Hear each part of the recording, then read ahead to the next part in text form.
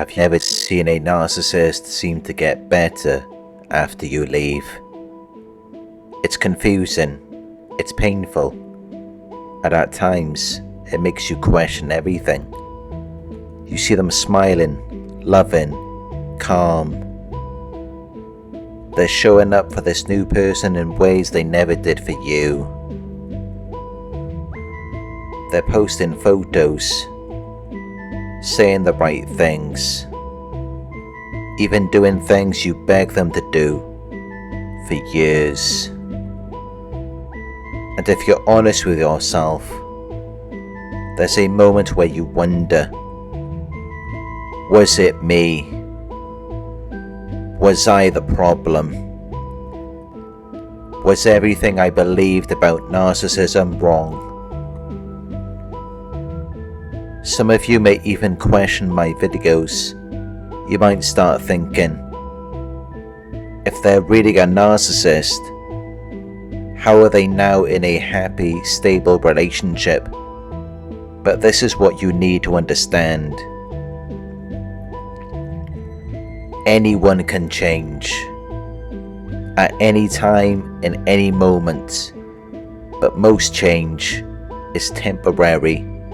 It's just a performance, a survival tactic.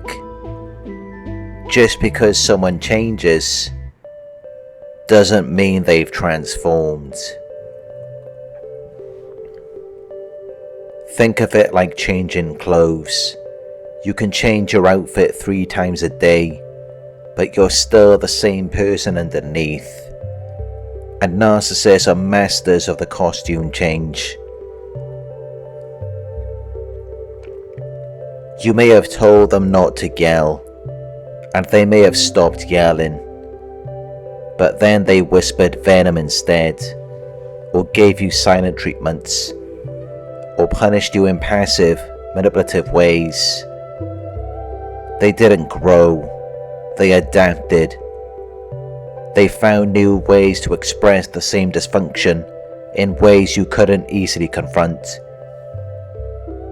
So yes, the narcissist can appear better, especially when there's something to gain or something to prove. And that's what brings us to the truth. Let's go deeper. Here are 5 key reasons why the narcissist appears to get better after you leave. 1. To secure the new supply. This isn't about growth, it's strategy. The narcissist is shape-shifting, becoming whoever the new supply wants to see, just like they did with you. They're mirroring the new person, studying them, adapting, mimicking. And the new supply, they're often falling in love with a version of you that the narcissist took with them. The phrases, mannerisms, even your values, they carried those over. But it's not about connection. It's not real intimacy. It's a transaction. They're love bombing, performing, because supply must be secured at all costs. 2. To punish you, take revenge.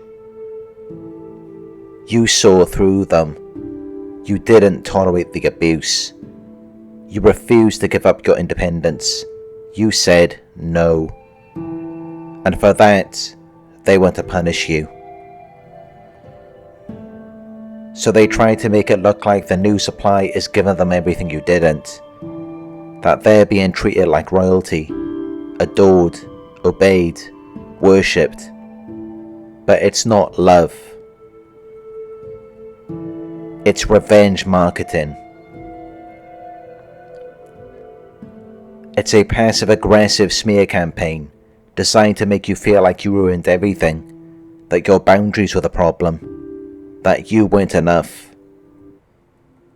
They want you doubting yourself, questioning your strength, regretting your choice to leave. Because if you regret leaving, you might come back. 3. To keep getting supply from you. Just because the relationship ended doesn't mean they're done feeding off you. They know you're watching, and if you aren't watching, they want you to be. They want your curiosity, your pain, your silence, because your attention, even if it's distant, still feeds their ego. They're performing for you, hoping to trigger your emotions, so you'll fantasize, question and ruminate. This gives them power, even when they're not in your life anymore. You become a part of the show, an invisible audience, watching a version of them that was never real. And that fuels the illusion they're desperately trying to keep alive. 4. To manipulate friends, family and flying monkeys. This act isn't just for you, it's for everyone. They have a reputation to protect and a narrative to maintain. After the fallout with you, people start to notice, and they need to prove not just to themselves but to everyone around them that you were the unstable one. So they display this new relationship like a trophy, to silence suspicion, to win over flying monkeys, to gain sympathy, to keep control of the narrative. But here's the catch. Sometimes the new supply is more manipulative than they are, and now the narcissist can't speak up. They've invested too much in this illusion. They can't admit they're being used, lied to, or even abused. Because then they'd have to admit that you weren't the problem. So they suffer silently, behind the scenes, trapped by the image they tried so hard to create. 5. Delusion. Some narcissists genuinely believe their own fantasy. In the love bombing phase, they enter a trance. They rewrite the past, erase the damage, and step into a new character. They convince themselves they're changed, that this time it's different. And that conviction makes the performance look even more real. But it's not rooted in reflection or growth. It's based on fantasy and borrowed personalities. They copy what they see in films, music, social media, the best lines, the best moments, the most dramatic declarations of love. But it's all curated, all an illusion, and just because it looks real doesn't mean it is.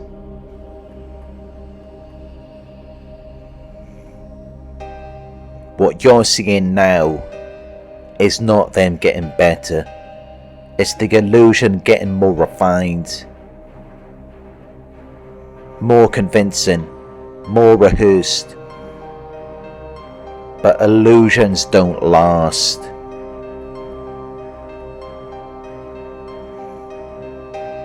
They crack, they collapse, and when no one's watching, when the audience leaves the theatre, the mask slips and the truth comes back. Because the narcissist hasn't healed, they've just rebranded. They've painted over a broken foundation and called it a new beginning. But behind the scenes, that emptiness is still there. The same patterns are playing out. The same wounds are bleeding into their lives. Only now, someone else is dealing with it.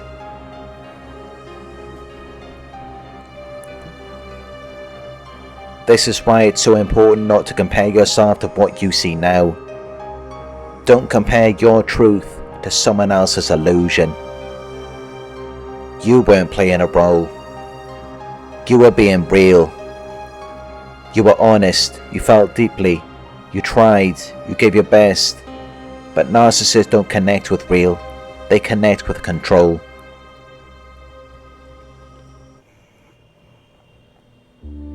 So now they're just trying to control someone new. And they'll keep going until the cycle repeats again and again and again. Don't envy the new supply. Don't wish you were them. They're not winning. They're being lured into the same emotional maze you had to fight your way out of. And while it may look better from the outside, you know what it's like on the inside.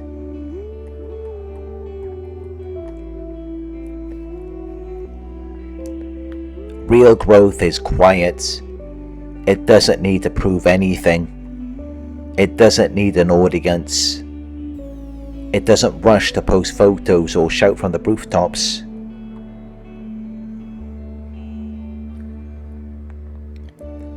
So if you've left, if you're healing, rebuilding, reclaiming your identity, that's the real transformation. Because you're not chasing an illusion. You're not performing. You're not pretending to be better. You are better because you're facing the truth. And the truth is, they didn't get better. They just found a new mirror. And one day that mirror will crack, just like it did with you. Because the narcissist isn't chasing love. They're chasing control. And you chose freedom. So stop watching that highlight reel. Stop doubting your decision. You escaped the illusion. And what you build now, in truth, in peace, and in clarity, that's real. You're not missing out on anything. They didn't level up. They didn't transform. They just moved on to another set, another scene, another role. But the mask is still the same. And the pain they carry is still right there underneath. If this gave you clarity, if it helped you see through the illusion, please like, comment, and share this video with someone who needs it. Subscribe for more insights. And if you'd like to work with me one-on-one or support the channel, check the links in the description. You are not the problem. You are the proof that healing is possible, that truth still matters, and that peace is more powerful than any illusion. You're not broken. You're becoming. And no matter how good the narcissist mask looks today, you are the one who got away.